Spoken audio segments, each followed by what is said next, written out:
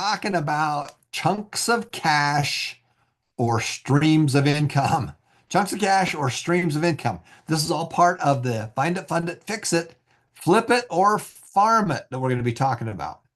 And again, as we talk about the 7 habits, the first 5 will help you to become financially free, but you need to be wealthy. We need to accelerate it.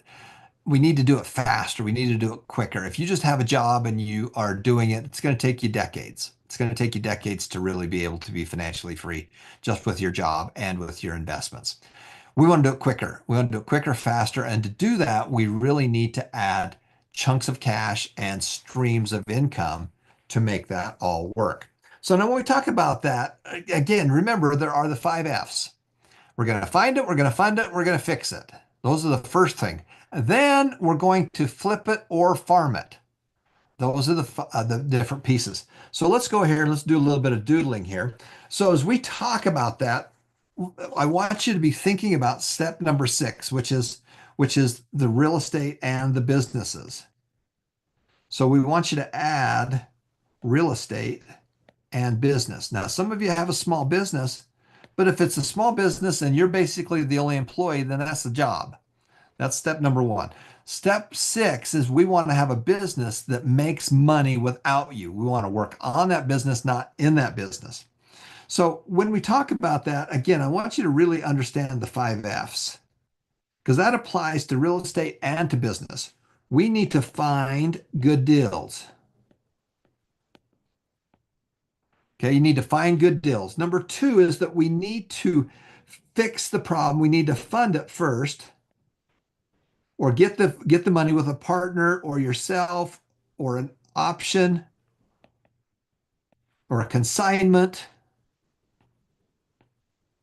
something so that we can fund it. Or you can write them a check. If you got the money, you can just write a check and do it. Number 3 is we need to fix it. What's wrong with it? It could be the property. It could be the where it's at. What we really want to do is we want to find great deals. We want to find great properties. We want to find great businesses that the owners have had enough. Okay, there are all kinds of great small businesses that are out there where the owners have been established. They've been around for many, many years, and the kids don't want it. The kids are doing something else. They don't want to go into the dry cleaning business. They don't want to go into the electrician business. They don't want to go into whatever that small business is. And as a result, there are wonderful businesses that you can buy. Just like you can buy real estate, we can buy businesses. But we need to fix the problem. And sometimes the problem is the seller's had enough. Hey, I'm 65, I've had enough. And there's tons of businesses that we can do that with. So we need to fix the problem. And hopefully the problem is with the seller. I'm getting old, I've had enough. I'm moving, I'm buying another house. I've got 2 houses, whatever it is. That's the ideal. We want a great business or a great piece of real estate where the seller's had enough. Okay. And then, of course, I want you to really be thinking about the last 2, which is flip it. Okay. We want to be able to flip it. Now, again, to flip it, how do we flip it and make some quick cash off of it? This is our chunks. We're going to make chunks of cash, or we're going to farm it. We're going to create streams of income. Now, what are the chunks of? This is anytime we flip stuff. We're going to flip a property. We're going to flip a car. We're going to flip a motorcycle. Whatever it is that we're flipping. And what do we do with that cash? We recycle it. We recycle it or we pay off debt. Okay, you can do either one of those 2 things. You can recycle it and do it again and again and again because this whole thing, this chunks of cash, is very important.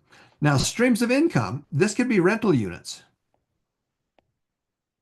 that you're going to have for long term. This could be something like multi-level marketing that is a stream of income because what am I doing here? I am growing a whole orchard of money trees. So that's what we did. And one of the ways that we made a lot of our wealth is that we flipped properties to make extra cash. And we took that extra cash and we put it into long-term properties that we really liked. And how we made the $10 million is I bought these properties for 250,000. Over the life of the loan, they went up to be worth over 500,000. And I bought them with zero down or even $5,000. It doesn't matter what the down was. The key was that we had a long-term loans and the renters paid rent. And we took all that rent that came in and we made the mortgage payments and we paid the loans down from 250 down to zero. Now, this is the long term, this is the long way to get there. This is the long way to get there.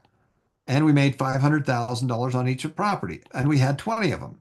So that's how we made $10 million. Now, this took us, some of those properties we held for 30 years, some of them we held for 40 years. And so as you look at the wealth formula, what's the wealth formula? Wealth formula is putting money in. And you're doing that from your business. You're doing that from your real estate. You're doing that from your job. And those are all separate investment accounts. Times having it go up in value. Is it going up in value? Are your investments going up in value? And how fast are they going up in value? Times time. That equals wealth. So if you want to get wealthy, you've got to do a couple things. Either you need to put more money in, or you need to get a better rate of return. And if you do those two things, if we put more in, then the time frame is less. Okay? Or the time frame if you want the same wealth. So that's kind of the key that I really want you to be able to understand is this notion right here. On step number 6, habit number 6, are you flipping stuff? And as we flip it, we can recycle that money. We're going to recycle it and do it again. We're going to do it again and do it again. We're not going to commingle it with number 1 through 5. 1 through 5 is how you survive. That's how you live. How you become wealthy is we take all this extra money that we do and we're going to put it down into step to number 6, and we're going to grow a whole orchard of additional trees. Some stuff we're going to flip. We're going to take that money and we're going to either pay off stupid debt or we're going to recycle it and do it again and again and again and again and again. And then we're going to find some long-term stuff that we want to create streams of income with, rental units, multi-level marketing. We're going to write a book, that gives us royalties. But it's got to be a bestseller to make it worth your while because we want to build a whole stream of income. We want to build a whole orchard of these money trees. So that's really kind of crucial of what we're doing. The real key is to get the wealth formula and get it going as fast as you can and doing each of these components. So that's step number 6. That's habit number 6.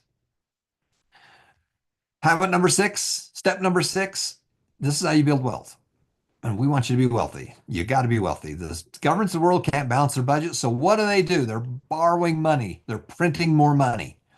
And if you own things that go up in value, we appreciate it because it's appreciating. If you don't, you're getting crushed. If you don't own assets that make money, if you don't have assets that go up in value, then everything else is getting crushed. Your job isn't making enough more money to put up with the extra inflation because houses are more expensive, rent's gone up, eggs are more money. Why? Because the dang countries are doing stupid stuff with their money and they're spending more money. The United States loses $1 trillion every 90 days, every 90, 120 days. Okay, that's how much they lose. Where do they get it? They borrow it. Where do I get that deficit? I've got to borrow it. Just like on your one-page money manager, if you're not making enough money, what do? You borrow it and put it on a credit card. And we're getting more and more in debt. We're going the wrong direction. So that's our system right there. The goal is to go through those 7 habits, make it happen. And remember, life's a game and games are fun. Finances